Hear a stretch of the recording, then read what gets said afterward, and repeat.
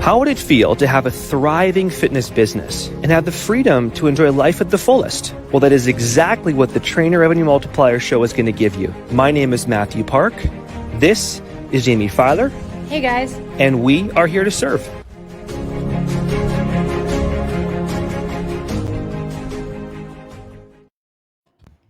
Welcome to the Trainer Revenue Multiplier Show. My name is Jaime Filer. I am the co-host of the TRM podcast, and I'm excited to be here with you today. On today's episode, we have Raymond Tonye. Yes, nice to see you, Jamie. How are you? You too. I'm well, brother Ray. How are you? I'm doing great. Can't complain about much. Ray, I want you to tell us what your new title is, because I feel like when we had you on before, you were transitioning into being essentially the person, the career person, your true calling. But what is it that you do right now? Yeah, I call it a business life coach. And why I call it that is because high performance coaching was like part of it.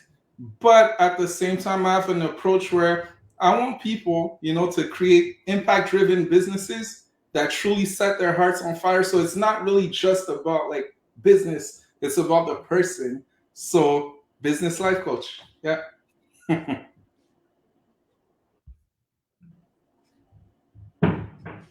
Oh, I think we froze for a second. Sorry, Ray.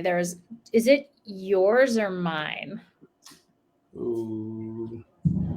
Hopefully it's not me. Ray, are you there?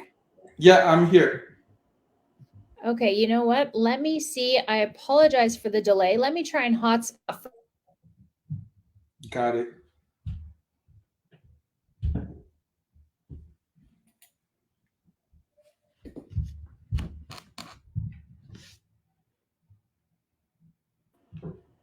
Ray. Yes. Are you there? Okay. I'm here. Okay, perfect. Good. All right. So let's talk, because you're currently working with high performers, right? We're talking business, we're talking life, we're talking family. In order to be a high performer, it has to start with, I believe, one thing, and that one thing is confidence. Agree or disagree? Agree wholeheartedly, Jamie. Confidence is the key to absolutely everything else. Okay. For sure. How do we build that confidence? How do we plant that seed? How do we plant that seed? Well, the way I do it is that I set hearts on fire. And the way I do that is that we all have this flame that we have within us that maybe, is dying, or maybe it's not as bright as it once was. And the way to actually get it to wake up again is truly connecting with who we are. Once we connect with who we are, I believe everything else follows, and confidence obviously shows up also.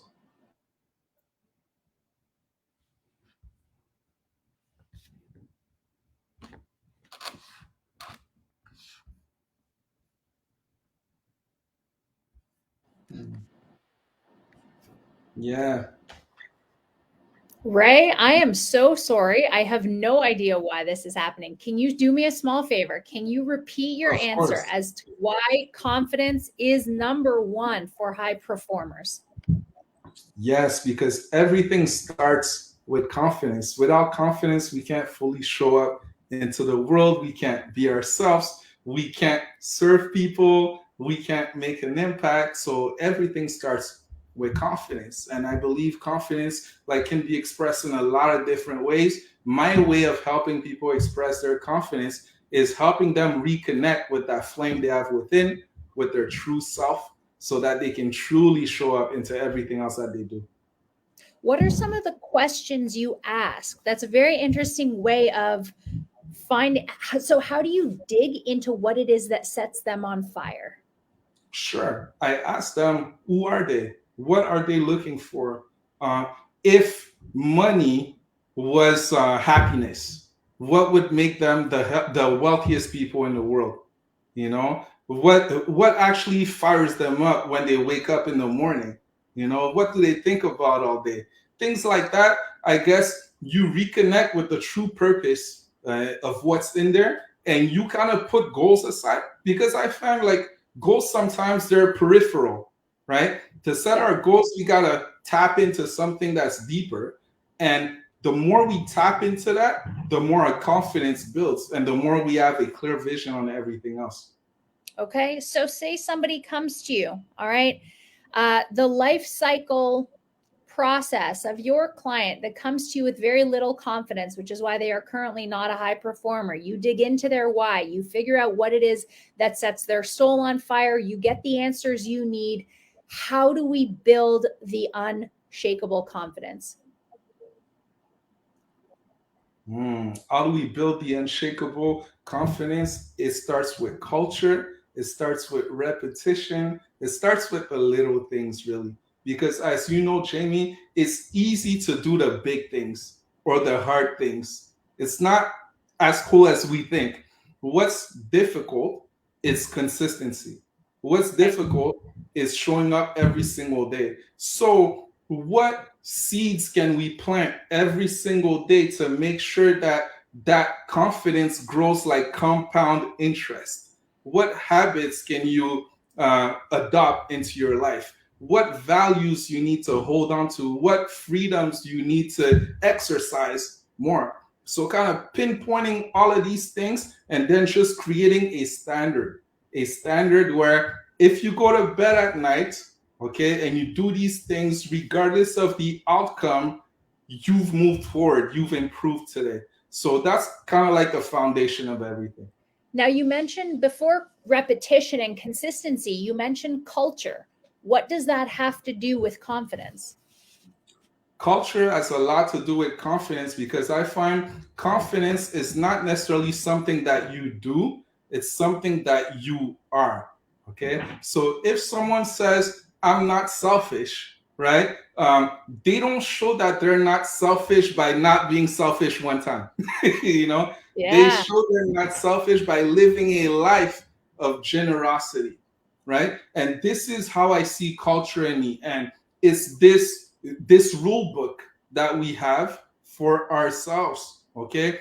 That as we do these things, we're going to nurture our self-worth. We're going to nurture our confidence every single day, no matter the situation, no matter whether things are good, bad, you know, this is how we live our life. This is our culture. And once we know that, okay, obviously things can go wrong. And a lot of people, what do they do when things go wrong? They start doubting. But when you understand your game plan, this is 100% sure. You don't doubt that. So that never changes. No matter what season of life you are in, that's always the same. And you can have confidence in that. I like that answer. Okay. I dig it. So it's not just a culture, but also almost like a community, because it's what you surround yourself with as well. It's how you show up for if you just lived in your own bubble, it wouldn't serve a purpose, right? Being selfish, you're allowed to be selfish if it's you and only you in your little bubble, but selfish and selfishness only has context when you have a son or a daughter, when you have a wife, when you have a team working under you. Definitely, Jamie. I couldn't say it better. You nailed it. So you mentioned planting seeds. How did your seeds of confidence get planted in your own life? Very good question. I feel number one by being brave, always being brave, because I truly believe that life is suffering, and I mean this in a good way. We tend to view suffering as a bad thing, but there are always things to learn in our suffering to grow. And a lot of us can actually be happy within our pain, right? So the first thing is that I've come to realize that what I'm after is not pleasure necessarily. What I'm after is happiness, okay? And in order to reach happiness, I have to be brave, which means I need to look at my walls and break them down. I need to look at my fears right in the eyes and face them, right? So I need to be more vulnerable. I need to live with more integrity. All of these things that naturally we don't want to do because we fear being judged.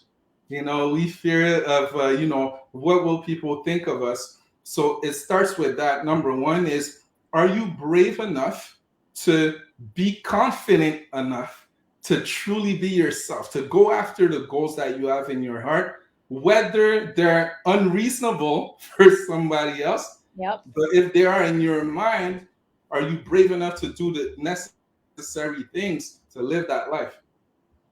Now, it's interesting you bring up bravery.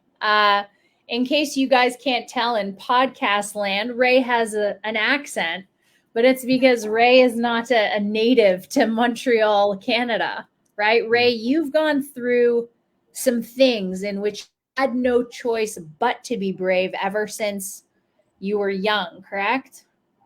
For sure, for sure. So I was born in Cameroon, in Africa.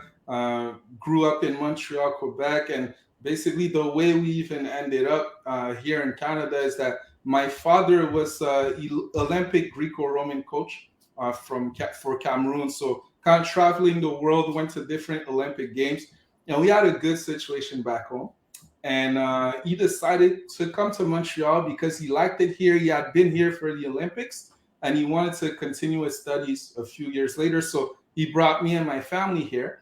The plan was never for us to stay in Canada because we had a good situation back home, but political problem arose, and basically we had to leave everything. So basically we're used to something back home in Africa.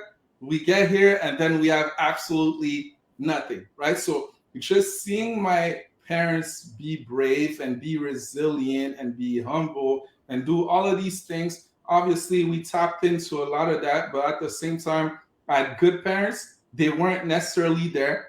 I was an angry, aggressive kid in a bad neighborhood. So you can, think of what came out of that.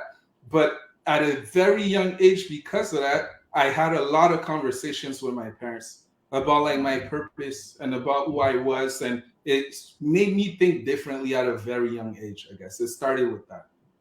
So that's super interesting, Ray, because you are, and I don't know whether you're the exception or the rule. I've not done any studies, obviously, but my question would be, is bravery and confidence nature or nurture? And in your case, it sounds like it's both. It sounds like it's in your genetics to, to embrace the new and not fear a challenge, or rather face the fear and do it anyway. But on the other hand, you tackled your own challenges that arose. Like, for example, you had to be brave to completely revamp your business model several times, right? So you've got a bit of nature and nurture. What do you notice from your clients? Do they typically come from families who, have never challenged them, or what, tell me more about that.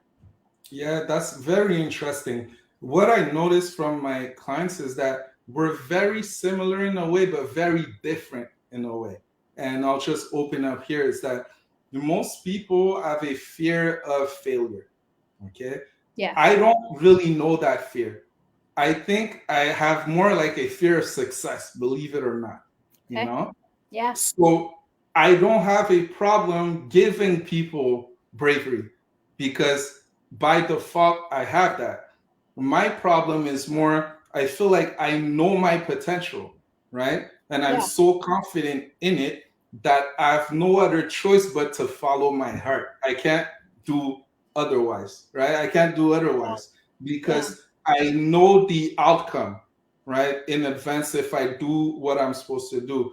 For them now, what's interesting is that they're so heart-centered also, but I feel a lot of them feel like they have been playing small for a while, feel like they have lived in fear for a while. They know they have all this potential, but they've never necessarily acted on it in a way that they know that they can. So this is what differentiates us in a way that, like, I can give them this strength and confidence and knowledge to move forward. And on the other side, they're kind of giving me a different perspective as I continue to evolve also on my own. So this is perfect. And this segues into a quote that I heard as we talk about more a little bit about you and your coaching business. and it said, accountability is the antidote to complacency. Right? So you say people don't challenge themselves, or people are scared to step out of their comfort zone, or they just get comfortable, right? They get complacent. But you, as a business life coach, you hold them accountable. You said, listen, I'm going to need you to step out of your comfort zone. I'm going to need you to challenge yourself, but don't worry, I'm holding your hand. Right? What do you think? Yeah. Definitely, 100%. Because life is all about taking full responsibility in the end, right? It's about taking full responsibility. And I find like what's one of the worst things that we can all feel is feeling like we're playing small, feeling like we got so much more. Like, let's say you're a basketball player and you got out the game and you had so much more, you're not even sweating. Well, I find a lot of people are going through their whole lives like that. And it's a lot more destructive than we might think. We think that it's keeping us safe because we're comfortable, but really behind these walls is where we're actually hurting ourselves. Yeah. It's by going on the other side that we're really freeing ourselves, right? So you're 100% right. So the other thing that I think is really important for people who are listening, and whether you're a coach or whether you have a ton of clients or no clients, whether this resonates with you specifically or whether this would resonate with your clients, something to note is that it's okay to start small when it comes to planting seeds and building wins, or stacking wins rather. What do I mean by that? Some people may think that they don't have confidence and they don't have bravery. And, we could say, well, in 8th grade, did you have a talent show? And they will say, yeah, I think so. I mean, it was a while ago, but I think so. And you'd say, well, did you play an instrument? And they'd say, yeah, or magic trick or the spoons or whatever. And we could say, well, how much courage did it take for you to get in front of everybody in 8th grade when you're at your like highest puberty level with a funky voice and pimples everywhere and play your instrument in front of the entire school? Right? Like, not a memory people would ever think to build upon, but that may have been the first time you've ever been courageous, or the first time you didn't mess up the solo, you nailed it, and then you just got off stage, right? That may have been the first time you ever built confidence. Yeah, definitely. And Jaime, I'll add something. Back when I played college football, one of my coaches always used to tell us, you can always do something one more time. So I don't know if you ever did that with your clients. Let's say they're tired and you say, hey, one more rep, and they give all they got, and you say, hey, one more, and then you do it like 15 times. Well, that's what they did to us, like on a day-to-day basis, right? So when you have nothing else and they say one more, you go all in, right? And then they say again and again and again. And the lesson in that is exactly that. And this is how I see it. If you've been courageous one day in your life, you can do it again. 100%. Yes. It's there. It's always been there. If you've been confident in one situation, you can be that again, right? So you can choose. And instead of looking at everything as a whole, if we look at the small piece of it, just focus on doing it one time, right? And just repeating. I love that. Okay. So that's also really important. Okay. Focus on one thing and repeating it. Now, in Matt's blog about Unshakable Confidence, he says this one thing, and I want to talk about it with you. Being good at many things pulls you away from being great at one. Now, I'd like to know whether you agree or disagree, and why.